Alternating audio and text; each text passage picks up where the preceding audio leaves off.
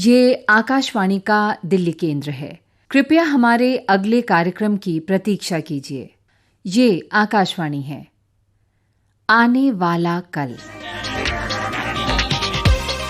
प्रस्तुत है आकाशवाणी और विज्ञान प्रसार के संयुक्त प्रयास से तैयार आर्टिफिशियल इंटेलिजेंस के विविध आयामों पर आधारित विज्ञान धारावाहिक आने वाला कल की चौथी कड़ी, सकारात्मक सोच से सुनहरा भविष्य।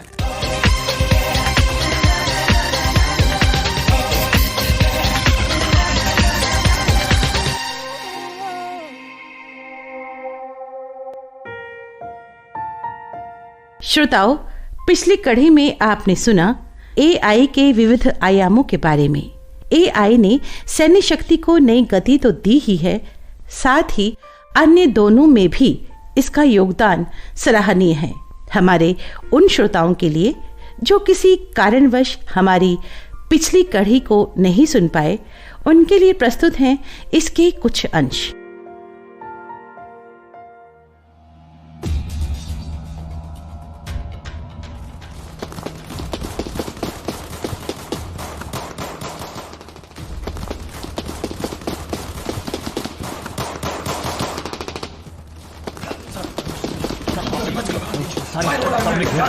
उधर देखना पड़ेगा। साहब, आतंकवादी उस घर में छुपे हैं। सुबेदार राघव, क्या चल रहा है? श्रीकांत साहब, ये 3 या 4 आतंकवादी हैं। हाँ। सामने घर से रुक रुक कर फायर कर रहे हैं। पीछे की ओर मेजर राम भी हैं। आपका ही इंतजार था। अरे सुनो, घर में सिविलियंस भी हैं क्या? हाँ सर, शायद 4 या 5 घर वाले भी अंदर हैं। यही तो परेशानी है, अंधेरे में तीर भी तो नहीं चला सकते। जी। जय हिंद सर। जय हिंद सर। जय Hind. Captain Shrikant, very good.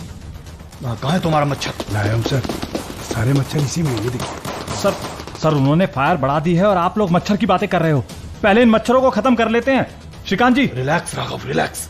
हाँ तो कैप्टन श्रीकांत, पहला मच्छर भेजो। लो सर, ये क्या मच्छर? राघव जी, ये आपकी एआई का ही कमाल है। लो सर, इमेज आनी शुरू हो गई। ओहो, ये आपका मच्छर छोटा सा ड्रोन एआई पर आधारित है। वाह सर, और ये ब्रीफ केस में स्क्रीन पर सब आ रहा है। और ये रहे आतंकवादी। हाँ, ये नीचे देखो सर, 3 होस्टेज हैं। Team ready for action. Location समझ लो। मेजर विपिन, आप यहाँ से। हाँ, अपनी टीम के साथ जी, और मैं सामने से। श्रीकांत जी, तुम और राघव होस्टेज को सुरक्षित निकालोगे। ठीक है जी। हम कवरिंग फायर देंगे। जैसे ही होस्टेज बाहर आएंगे, हम फाइनल अटैक करेंगे। क्लियर? Yes sir. चलो लोग, बाहर चलो। अरे पीछे हट जाइए आप लोग।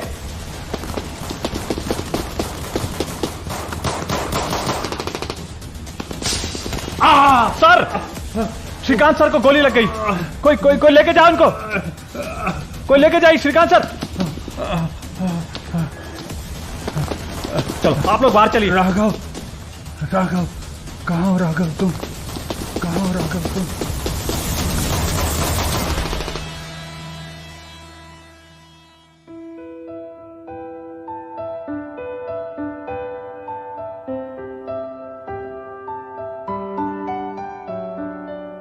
श्रीकांत सर, एक बात कहूं? हाँ कहो राघव। सर, ये ऑपरेशन भी कामयाब रहा हमेशा की तरह।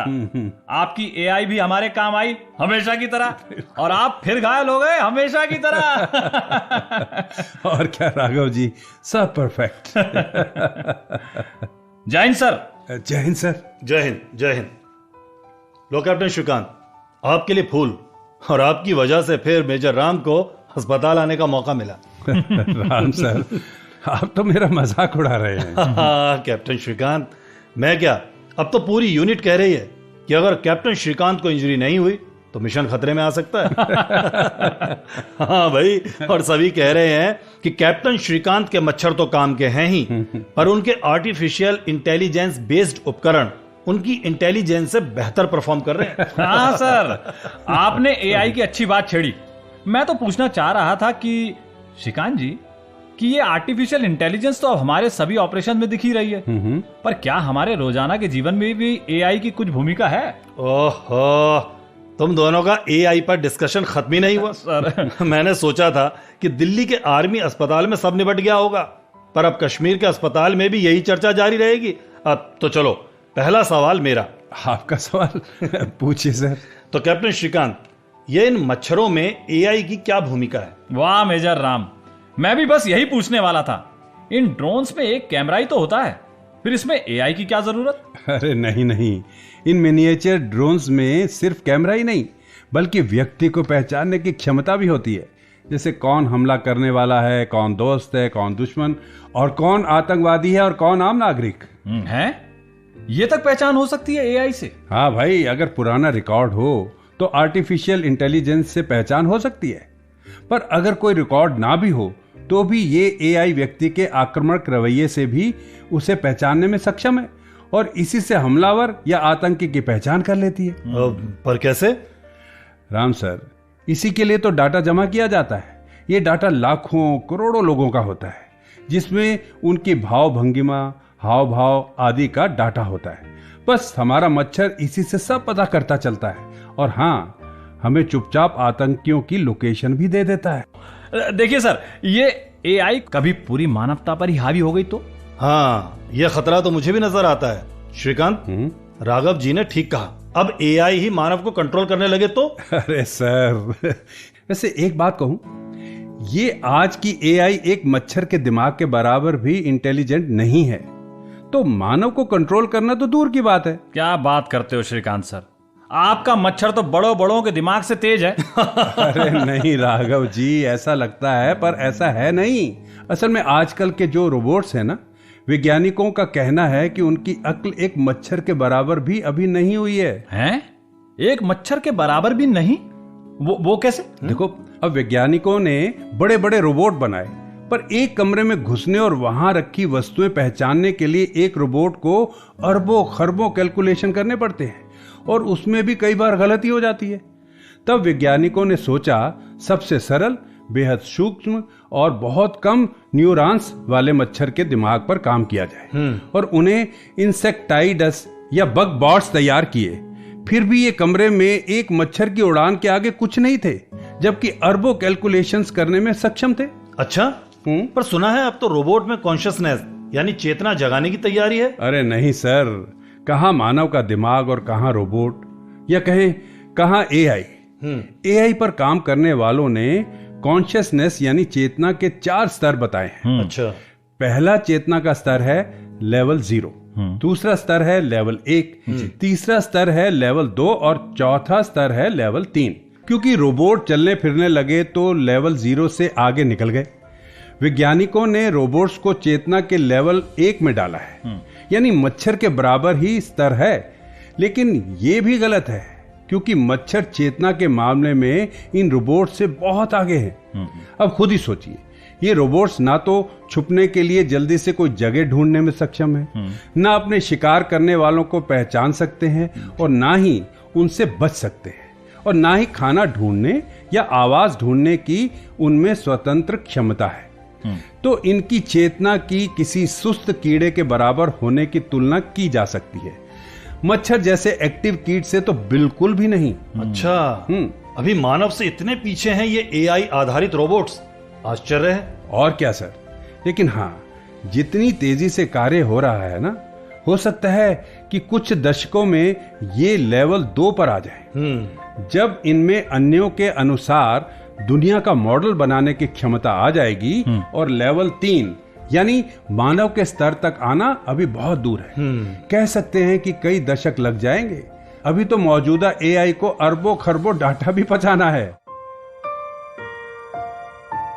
आइए अब सुनते हैं इसके आगे की कहानी।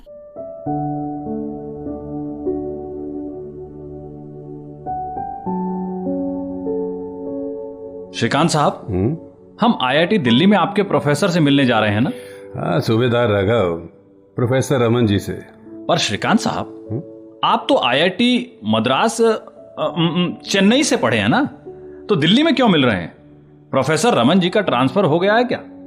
आईआईटी मद्रास ही है। और राघव जी, पूरे रास्ते एआई पर कॉन्फ्रेंस के पोस्टर नहीं देखे आपने? दिल्ली में आर्टिफिशियल इंटेलिजेंस पर अंतरराष्ट्रीय कॉन्फ्रेंस हो रही है। प्रोफेसर रमन जी उसी में स्पेशल इनवाइट ही हैं। पहला लेक्चर उन्हीं का है। अच्छा। असल में देश में एआई के काम को आगे बढ़ाने का श्रेय प्रोफेसर रमन जी को ही है। अच्छा, तो कैप्टन साहब, यहाँ भी एआई की ही चर्चा है। पर आप तो ठीक हैं। लेकिन क्या मतलब है तुम्हारा? अरे श्रीकांत साहब, ये तो नियम है कि एआई पर चर्चा शांति से अस्पताल में ही होती है और उसके लिए आपको घायल होना होता है। सूबेदार राघव, ये मत भूलिए कि मैं आपका सीनियर अधिकारी हूं। आप मेरा मजाक उड़ा रहे हैं? नहीं कैप्टन श्रीकांत, मेरा मतलब है कि ये नहीं था। क्या सूबेदार राघव जी, मुझसे कई गुना अनुभव तो आपको ही है फौज का। मैं भी मजाक कर रहा था। लो राघव जी, ऑडिटोरियम आ गया। मैं जरा वॉशरूम हुआ हूं, आप यहीं रुकिए। अरे श्रीकांत साहब, आराम से जाइए, अभी कार्यक्रम शुरू नहीं हुआ है। हाँ हाँ।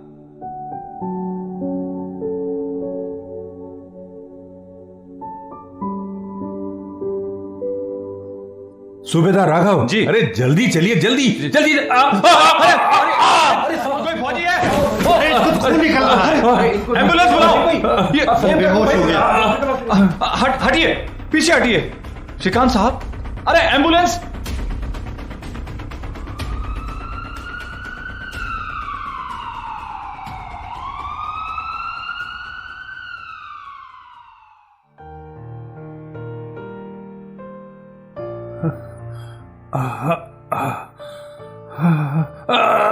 अरे कैप्टन साहब, लेटे रहिए, लीजिए पानी पीजिए। राघव जी, क्या हुआ था? मैं अस्पताल कैसे आ गया? आराम से, आराम से। कैप्टन श्रीकांत, आप जल्दबाजी में चिकने फर्श पर फिसल गए थे, जिससे आपके सर पर चोट आई और कंधा उतर गया था। अब सब ठीक है। पर कैप्टन साहब, यहाँ डॉक्टरों और नर्सों को मैंने कहा कि मोटरसाइकिल पर 4 बदमाश एक महिला का पर्स छीनकर भाग रहे थे।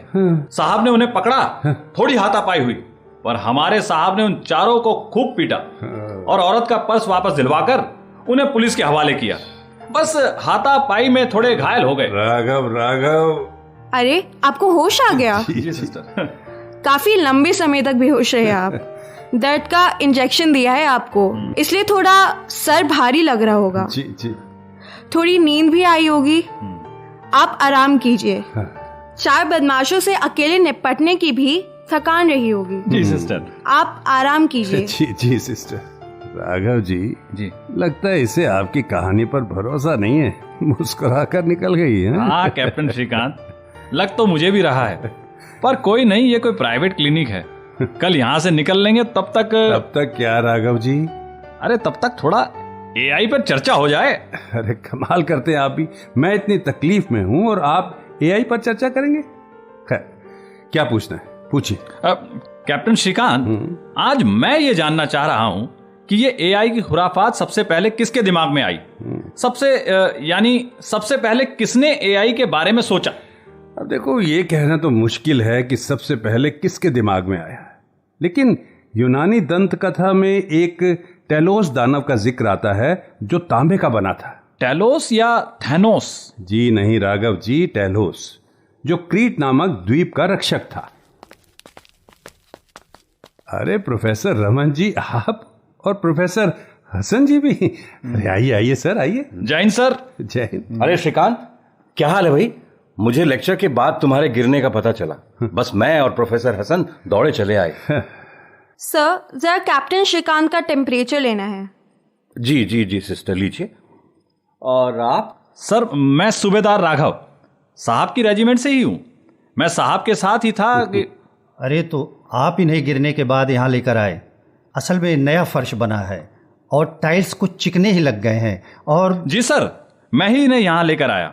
कैप्टन साहब ने काफी बहादुरी दिखाई, पर टाइल्स में ही दिक्कत थी। तो सूबेदार साहब, आप ही श्रीकांत को यहाँ लाए। जी। गुड, पर इसमें बहादुरी। चलिए, आपको बुखार नहीं है। Thank you. डॉक्टर साहब ने आपका स्कैन भी देख लिया है, उसमें भी कुछ नहीं है। आपको कल ही छुट्टी मिल जाएगी। अरे वाह, थैंक यू सिस्टर। पर आपने कहा कि स्कैन में कुछ नहीं है, दिमाग तो आया ही होगा। अरे भाई, चलिए सर, सिस्टर गई। असल में हमने यहाँ कहानी कुछ और ही बता रखी है, पर आपने तो पोल ही खोल दी सर। अच्छा, कुछ बहादुरी का किस्सा सुनाया होगा। लेकिन बात बताऊं, सिस्टर ने हमें तो यही कहा था कि वो पेशेंट जो फिसल गए हैं पकड़े गए तुम। सच में काफी बेइज्जती हो गई। तो चलिए कैप्टन साहब, आप अपनी बात पूरी करिए, मैं कॉफी मंगवाता हूँ। अरे सूबेदार राघव, अब एआई का पहला विचार कब कौन था, ये आप प्रोफेसर रमन जी से ही सुनिए। जी सर। मुझसे अच्छा ही बताएंगे वो। हाँ हाँ भाई, जरूर बताएंगे। और वैसे भी ये विदेशियों की गपशप सुनाएगा, हम कम से कम कुछ भारतीय बातें तो बताएंगे। हाँ प्रोफेसर रमन जी, ये किसी टेलोस की बात कर रहे थे। ओहो, वो तांबे का बना ग्रीक दानव। हाँ भाई, वो दौड़ता लड़ता सब था। अब क्योंकि तांबे जैसी निर्जीव धातु का बना था और उसमें जीवन भी था, तो उसे आज की एआई से जोड़कर तो देखा ही जा सकता है। बिल्कुल बिल्कुल बिल्कुल ठीक कहा प्रोफेसर हसन। ये निर्जीव चीजों को जीवन देने और मनुष्य की तरह ज्ञानवान बनाने की कोशिश ही तो है एआई। हालांकि दंत कथाओं में अक्सर ऐसे जिक्र आते हैं, जैसे एक यहूदी दंत कथा में गोलेम का जिक्र है। बिल्कुल। जो मिट्टी का बना था। कहा जाता है कि किसी भगवान का नाम लिखकर उसके मुंह में डाल दो तो वो आदमी की तरह हिलने डुलने लगता है। अच्छा। जी हाँ, पर बोल नहीं सकता था। हाँ प्रोफेसर रमन, ठीक कह रहे हो तुम। मुझे ये कहानी याद है, आप ही ने सुनाई थी। पर श्रीकांत, तुमने ये कैसे कह दिया कि ये कहानी थी? हैं? तो क्या टेलोस और वो गोलेम क्या वो सच में थे? ऐसा कैसे हो सकता है? क्यों नहीं हो सकता? हमें पता नहीं है तो क्यों नहीं हो सकता? हजारों साल पहले आदमी ने सोचा और वक्त बीतने के साथ वो सोच आगे बढ़ी। उसमें कई रंग भरे गए और फिर उसी आदमी ने उस सोच को आज पूरा किया या पूरा करने की ओर कदम बढ़ा दिए। उसी आदमी ने? हाँ प्रोफेसर हसन जी, आप तो डरा रहे हैं। वो आदमी तो हजारों साल पहले मर गया होगा, तो फिर क्या उसके भूत ने सपना पूरा किया? क्या सूबेदार साहब, अरे वही तो था। और आप भी तो वही हो, वही आदमी। प्रोफेसर रमन, अब तो आप सच में डरा रहे हैं। मैं तो फौजी हूं सर। अरे राघव, तुम प्रोफेसर रमन की बात नहीं समझे। वो कह रहे हैं कि हम मानव यानी होमो सेपियंस एक ही तो है। कोई सोचता है और कोई उस विचार को आगे बढ़ाता है। ये विकास का ही तो हिस्सा है। बिल्कुल सही कहा कैप्टन श्रीकांत। अगर आदमी विकासवाद के चलते बंदर से यहां तक की यात्रा कर सकता है, तो क्या कभी गुफा मानव ने जो सपने देखे उन्हें क्या पंख नहीं मिले होंगे? वो सपने भी तो सच होने निकल लिए होंगे। वाह प्रोफेसर हसन, बिल्कुल सही कहा आपने। कभी गुफा मानव ने पंछियों की तरह उड़ने का सपना देखा। अब गुफा मानव खत्म हो गए, पर सपना थोड़े ही ना खत्म हो गया। बिल्कुल, उसने उड़ान जारी रखी और आज मानव के उड़ने का सपना भी सच हो रहा है। ठीक कहा श्रीकांत। वैसे देखा जाए तो कभी मन की गति से चलने वाले पुष्पक विमान का हजारों साल पहले जिक्र आया है, राइट? और आज सुपरसोनिक, हाइपरसोनिक यानी आवाज की गति से 5-6 गुना तक तेज विमान उड़ने लगे हैं। और अब तो ऑटो पायलट भी है जो विमान खुद ही उड़ा लेता है। ये क्या है बोलो? एआई ही तो है ना। और क्या? पर प्रोफेसर साहब, एआई की बात तो बीच में ही रह गई। अरे कहां बीच में रहेगी राघव जी, सब एआई की ही तो बात हो रही है। अब सब एक सोच से ही तो आगे बढ़े हैं। मानव की सोच ही हर टेक्नोलॉजी का आधार है, तभी तो सकारात्मक भली सोच रखनी चाहिए। बिल्कुल। अब देखो, कहने को तो ये एक फिल्म की कहानी है जिसमें एक गोल्डन आर्मी थी। सोने और अन्य धातुओं से बने ये रोबोट जैसी सेना सिर्फ उसी का कहना मानती थी जिसके सर पर एक खास मुकुट हो, और मुकुट पहनकर वो जो भी आदेश देता था उसे सेना पूरी करती थी। क्योंकि सेना धातु की बनी थी तो कभी नष्ट नहीं हो सकती थी और हमेशा जीतती ही थी। अब ये कहानी जिसने भी लिखी, भाई वो एआई की ही तो बात कर रहा है ना। क्यों प्रोफेसर रमन, एआई की बात कैसे हुई? अरे राघव जी, पहले बताया तो था, जो निर्जीव वस्तुएं मानव की तरह कार्य करें, उनकी तरह सोचें, वो आर्टिफिशियल इंटेलिजेंस ही तो हुई। अब देखिए सूबेदार जी, मानव की कल्पना यही रही है कि लोहा, पत्थर आदि सब निर्जीव चीजें उसी की बात माने, ठीक है ना? कहाँ मनवाना है, हाँ? तो मानव कैसे काम करता है इस पर काम शुरू हुआ। अब हालांकि मानव शरीर पर काम करने वाले रोगों का इलाज करने लगे हैं, पर कहीं दूर बैठा कोई आदमी मानव शरीर के बारे में जो ज्ञान उपलब्ध हो रहा है उससे वो मानव जैसा ही कुछ बनाने की सोचने लगा। सही कहा प्रोफेसर रमन, अब मुझे कुछ समझ में आ रहा है। शायद ऐसे ही फ्रैंकनस्टीन ने खतरनाक राक्षस तैयार कर दिया। अरे वाह राघव जी, जी आपने विक्टर फ्रैंकस्टीन के बारे में पढ़ा हुआ है? जी सर। भाई वाह। अरे सर, अपने सूबेदार राघव अपने बच्चों के चक्कर में फुल अपडेट रहते हैं। कभी इंजीनियर की पढ़ाई करने जा रहे थे, जी सर, फिर परिवार की हालत देखकर फौज ज्वाइन कर ली। पर किसी भी मिशन को डिजाइन करने में सबसे अहम हमारे राघव जी की ही भूमिका होती है। अरे कैसी बात कर रहे हैं कैप्टन श्रीकांत। वैसे 1818 में मेरी शैली के इस उपन्यास पर कई फिल्में भी बन चुकी हैं और मैंने कुछ देखी भी हैं। लेकिन प्रोफेसर साहब, आप लोग ये कहना चाहते हैं कि मानव की सोच ही आज एआई के सपनों को सच कर रही है? और ये मानव की सोच ने अगर फ्रैंकनस्टीन बना दिया तो? हाँ, ये तो है सूबेदार जी, पर हर रोज अगर फ्रैंकनस्टीन बन रहे हैं तो हर रोज मानवतावादी भी तो बन रहे हैं ना। बिल्कुल। मानव की सोच तभी तो सकारात्मक होनी जरूरी है। जैसी सोच होगी वैसी ही मानव की पीढ़ी विकसित होगी। बिल्कुल। लेकिन टेक्नोलॉजी के क्षेत्र में काफी काम हो रहा है। कभी जो दंत कथाओं तक सीमित होता था वो अब सामने आने लगा। ठीक कहा प्रोफेसर रमन जी। अब सोचिए, कभी हैरी पॉटर का वो लबादा भी बन जाएगा जिसे ओढ़कर गायब हो जाता था वो। हाँ बिल्कुल। क्या ऐसा भी हो सकता है? अरे क्यों नहीं हो सकता? अगर कोई पदार्थ प्रकाश को अपने आर पार जाने दे तो हो गए गायब। अब मैसाचुसेट्स इंस्टीट्यूट ऑफ टेक्नोलॉजी ने ऐसा पदार्थ बना लिया है जिसमें लाल रंग की रोशनी घूमकर उसके पार चली जाती है। बिल्कुल। यानी लाल रोशनी में वो पदार्थ नजर नहीं आता। क्या कह रहे हैं रमन साहब? हाँ, लाल रोशनी में वस्तु नजर नहीं आती बल्कि वहीं पर होती है। फिर तो आगे चलकर सफेद रोशनी में भी वो वस्तु नजर आनी बंद हो जाएगी। बिल्कुल, क्यों नहीं हो जाएगी राघव जी। भाई, सफेद रोशनी तो 7 रंगों से बनी है ना। अब उसमें से लाल रंग की रोशनी को बैन कर लिया गया है। कुछ वर्ष में बाकी के 6 रंग भी बैंड हो जाएंगे तो हो जाएगा हैरी पॉटर का लाबादा तैयार। वाह। तो सूबेदार राघव जी, ये समझिए कि आप जो एआई का इतिहास पढ़ रहे थे जी, वो ऐसे ही विचारों और छोटी छोटी कोशिशों का नतीजा है।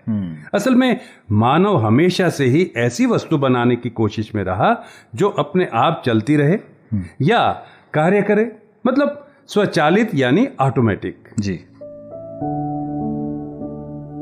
सर, आपकी कॉफी और सैंडविच। और हाँ सर, प्लीज मरीज को नहीं दीजिएगा। अरे नहीं सिस्टर, नहीं, मैं तो वैसे कुछ भी खाने के मूड में नहीं हूँ। अभी सर में थोड़ा भारीपन है। हाँ सर, गिरने से थोड़ी चोट तो आई ही है। लगता है आप काफी तेज गिरे थे। और आईआईटी का फर्श भी काफी स्मूथ है। बिल्कुल। अरे सूबेदार साहब, आपने क्या कहा था इसे? इसे तो सब सच पता है। लीजिए सर, कॉफी लीजिए। Thank you Raghav ji. वैसे श्रीकांत, तुमने सही कहा कि मानव हमेशा से ऑटोमेटिक वस्तु बनाने की सोच में लगा रहा और इसमें काफी सफलता भी मिली, खास तौर से हथियारों के मामले में। वैसे प्राचीन काल में भी ऐसे शस्त्रों का जिक्र आता है जो अपनी आवश्यकता अनुसार प्रकट होते और अपना कार्य करके चले जाते थे। बिल्कुल हसन सर, कई बार पौराणिक कथाओं, रामायण, महाभारत आदि पढ़ता हूँ तो सभी अस्त्र शस्त्र आर्टिफिशियल इंटेलिजेंस पर आधारित नजर आते। अब सुदर्शन चक्र को ही ले लीजिए, जब चाहा तब प्रकट, अपना काम किया और गायब। बिल्कुल। और एक ही व्यक्ति से नियंत्रित होता था, जैसे डीएनए फिंगरप्रिंट के द्वारा अपने स्वामी की पहचान करता है। ठीक कहा श्रीकांत, बिल्कुल ठीक कहा। एक बार विश्व की मशहूर पत्रिका रीडर्स डाइजेस्ट ने लिखा था कि महाभारत विश्व का पहला परमाणु युद्ध रहा होगा। अच्छा। और अगर कहानी है तो विश्व की पहली साइंस फिक्शन। राइट। अगर बच्चों में आजकल मशहूर पात्र थॉर की बात करें तो उसका हथौड़ा हमेशा उसी के पास उड़कर आता है कि नहीं? अब ये हजारों वर्ष पहले की कथाएं हैं या कहें कि कल्पना है, पर इसी से प्रेरित होकर ऑस्ट्रेलिया के आदिवासियों ने बूमरैंग बनाया। अच्छा। जी हाँ, जो चलाने वाले के हाथ में घूमकर वापस पहुंच जाता था। जी, हाँ, अब इन आदिवासियों के बूमरैंग पर थॉर का हथौड़ा आधारित था या थॉर के हथौड़े पर बूमरैंग, ये शोध का विषय हो सकता है। अच्छा। लेकिन भाई बताइए, विचार तो था ही ना। रमन साहब, विचार तो थैनोस का भी आ गया है। तो क्या चुटकी बजाते ही आधी आबादी खत्म? वैसे राघव जी, आपने जो बात कही वो सोचने की जरूरत है। एक विज्ञान लेखक ने कभी लिखा था कि टेक्नोलॉजी तो आग की तरह है। आग चाहे तो रोटी सेक लो या घर जला लो, तय तो मानव को ही करना है। हाँ प्रोफेसर हसन, ये बात आपने ठीक कही।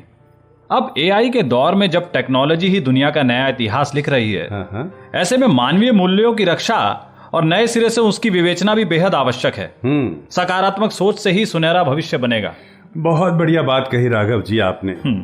सर, एक हमारे मेजर राम है, एक बार मुझसे कह रहे थे कि श्रीकांत, सब कहते हैं कि ये विज्ञान का युग है, साइंस का जमाना है, पर मैं कहता हूं कि अब साइंस नहीं बल्कि साइंस फिक्शन युग है। बिल्कुल सही। और मानवीय मूल्यों की आज जितनी आवश्यकता है ना, उतनी आवश्यकता शायद पहले कभी नहीं रही। बिल्कुल श्रीकांत। लेकिन सर, अब आपको आराम की आवश्यकता जरूर है। प्लीज सर, अब आप लोग पेशेंट को आराम करने दीजिए। Okay sure. By the way, thanks for nice coffee. हाँ ठीक है श्रीकांत, तुम ठीक हो जाओ, फिर 1-2 दिन में मिलते हैं। जी, मैं अभी पूरे हफ्ते यहीं हूँ। जी साहब, मैं ठीक होकर IIT आता हूँ। आइए। श्योर। हाँ श्रीकांत, लेकिन IIT में संभल के चलना, अब फिर से मत गिर जाना। अरे सर, हमारे साहब आपके फर्श पर गिरे हैं, आपकी कॉन्फ्रेंस जरूर सफल होगी। Thank you. Take care Shrikant. ठीक है सर, ठीक है। Okay sir.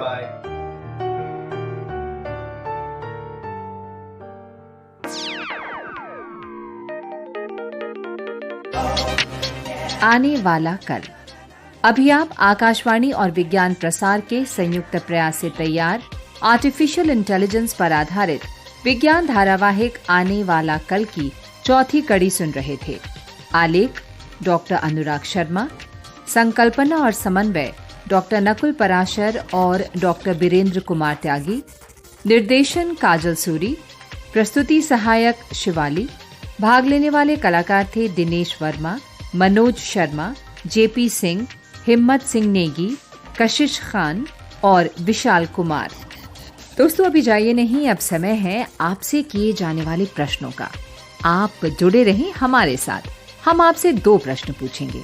सही उत्तर भेजने वाले श्रोताओं को लकी ड्रॉ द्वारा निकाले गए परिणामों के आधार पर विज्ञान प्रसार द्वारा आकर्षक पुरस्कार दिए जाएंगे।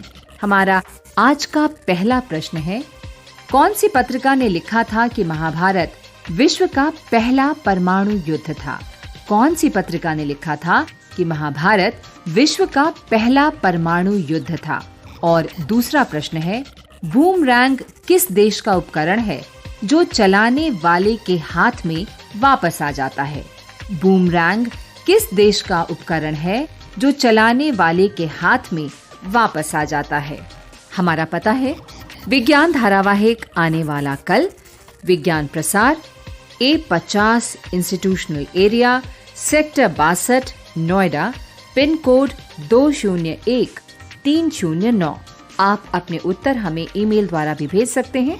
हमारा ईमेल आईडी है radio@vigyanprasar.gov.in। और हाँ, यदि आपके पास कोई ऐसा प्रश्न है जो आप हमसे पूछना चाहें और अगर उसको हम अपने कार्यक्रम में शामिल करेंगे तो भी आपको विज्ञान प्रसार की ओर से पुरस्कार दिया जाएगा। श्रोताओं, हमें इंतजार रहेगा आपके पत्रों का। जवाबों के साथ अपना पूरा नाम और पता जरूर लिखें। धारावाहिक आने वाला कल की अगली कड़ी आप सुन सकेंगे अगले सप्ताह इसी दिन और इसी समय। तब तक के लिए नमस्कार। ये कार्यक्रम आकाशवाणी के दिल्ली केंद्र से प्रसारित किया गया।